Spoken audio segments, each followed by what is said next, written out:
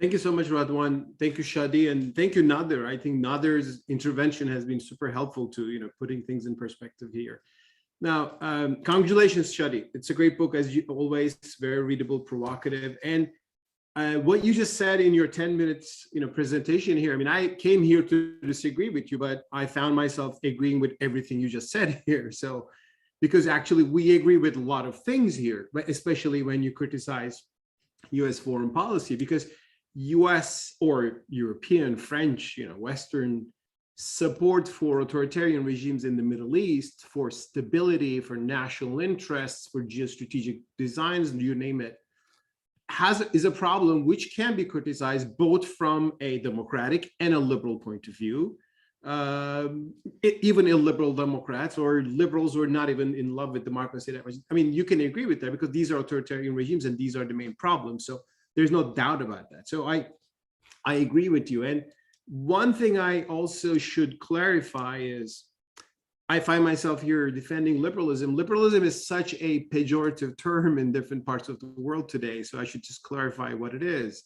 I mean, in the US, it became the name of a kind of a certain left-wing politics. But, people who know better know that we're speaking of a broader framework. I mean, a constitutional government with limited powers and under which citizens have their inalienable rights. That's the US constitutional system that I call myself classical liberalism. So I'm an advocate of that.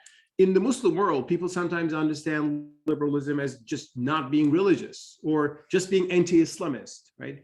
So I found myself quite shocked in 2013 in Egypt when I saw the Rabaa massacre in Egypt, one of the worst, colossal atrocities, and I think in the history of the Middle East, where more than 600,000 protesters were killed by the regime.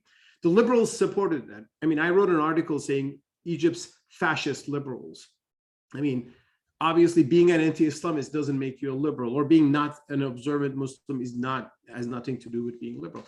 So that's why that's why I have a problem with Shadi sometimes using liberalism in a not well-defined way, in my point of view, and in the way that I mean. That's why I gave these quotes. I mean, according to Hayek, liberalism is limiting the coercive powers of all government, whether democratic or not. And, of course, Farid Zakaria gives a more constitutional definition of liberalism. Now,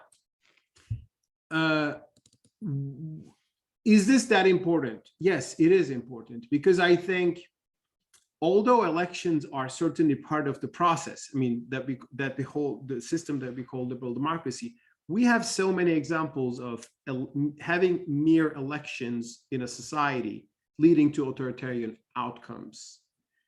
It doesn't protect minorities from oppression. It doesn't protect individuals from the wrath of the state.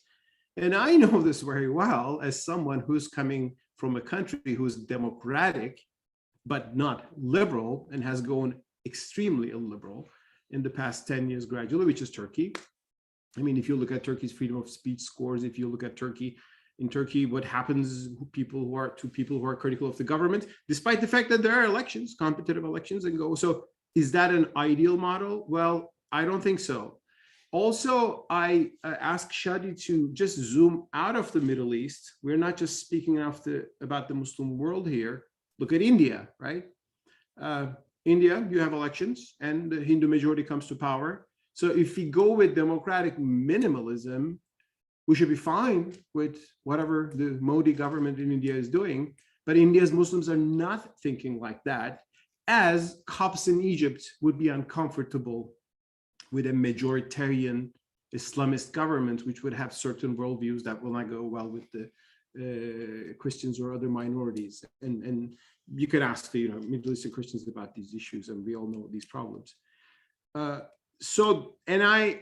my problem with it is we are critical of authoritarian governments. There's no doubt about that. But Shadi does something else in his book. He, as I understand, he rejects the idea that there are these universal norms of human rights that we should defend regardless of whether the society, believes in those rights or not. So those rights should come out of the society. They should come out of the democratic process. If people agree with these rights, yes, but there is nothing transcendent about these rights. Well, that is exactly where I disagree. And again, I ask him in my article, like, what do you say about France, right? If the French society doesn't believe that women should have to dress in the way that they believe, that they can wear hijab, they can wear niqab, if they ban these rights, how do we stand against this? We should have something called religious freedom.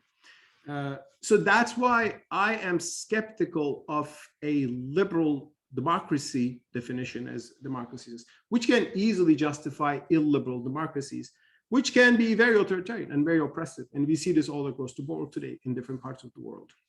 We even see this within Western societies. There are trends towards illiberal democracy, which are threatening to minorities, including Muslims. I mean, if you're speaking about the Islamic worldview here. Now, Nader asked a very good question. How do we get there, right? Like, how do we get to, and is democracy the process? Democracy is certainly one of the key processes here. But I will remind you a column written by someone who we knew and who, of course, was brutally murdered. He's probably a martyr of democracy in the Middle East, Jamal Khashoggi. I think probably you all knew him. In 2018, he was brutally murdered in the Istanbul embassy, Istanbul consulate of the Saudi government by the thugs of the Saudi government, right? In his last article, he wrote, the title of his last article was, "What the Arab world needs most is free expression." So it didn't say just elections, he said free expression, which is a liberal value, right? So that's why I believe we should evolve, we should expect and hope the Middle East and elsewhere in the world evolved towards more liberal democratic governments. And the Western societies should not forget that they didn't become liberal democracies overnight. I mean, Radwan made that point very well today. I mean, Europe suffered fascism, Nazism, World War I, World War II, theocracies before that, and nationalist wars to come to a European Union style order. And that's the kind of, I think, future I would want to hope to see. But if we hope to go there only with the procedural elements of democracy, you may end up like Turkey today. And you can say, actually, Turkey is still pretty good compared to the alternatives. It is, I mean, around the alternatives. But it's not very good, actually, if you are living in Turkey and if you are really not a big fan of the government. And a lot of people can tell you that. Whereas Turkey was pretty good 10 years ago, when its democracy also had a very strong liberal element that was inspired by the European Union reforms, that had a certain sense of separation of powers.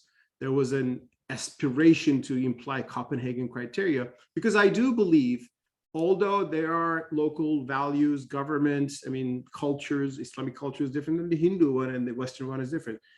I believe also there are universal values that really humanity has distilled over the centuries that you can root in natural law tradition. You can ultimately define a universal declaration of human rights.